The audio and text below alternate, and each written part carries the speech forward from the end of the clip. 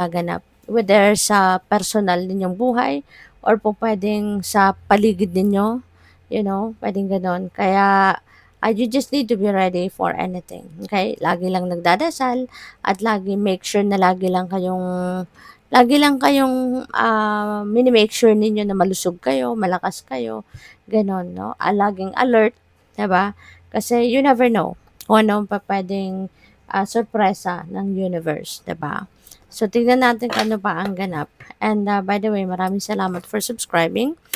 And if you haven't subscribed yet, subscribe na kayo. And also, maraming salamat din for not skipping the ads. Malaking bagay yan sa akin. And also, please click the join button sa baba ng video kung gusto ninyo na mag-join kayo sa membership. Thank you. So, we have number 99, compassion. Ayan. So, pwedeng kayo ito na you are going to be very compassionate. Yung compassion ninyo sa mga tao sa paligid ninyo will be there, will be present, will be on display.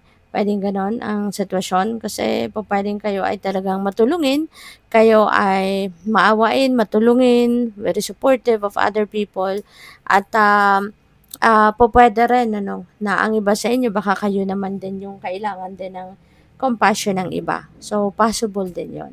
Okay? So, tignan natin kung ano pa ang mga messages and energies surrounding you in the first half of September. Ang bilis ng araw, bare months na. Magpapasko na. So, we have Six of Pentacles. Ayan. So, this is nice. Sagittarius. Kasi ano ito merong paparating na blessing, merong paparating na kaperahan sa inyo, at pwedeng ano yan, pwedeng manggagaling yan sa trabaho ninyo, yung perang yan, or pwedeng inheritance, pwedeng magraregalo, could be windfall. So, it could come from different sources, no? Yung perang paparating sa inyo. At ang maganda rito, hindi lang yan para sa inyo. Kasi kayo, you're very compassionate. Kaya kung ano mang halaga ang dadating na pera sa inyo, for sure you will be sharing that with other people. For sure, meron at meron diyang parte na itutulong mo at ibibigay mo din sa iba. So you're really very compassionate, very helpful kayo. Kaya hindi malayong mangyari yon, no, na ano din kayo, magbibigay, tutulong din kayo sa ibang tao. Okay?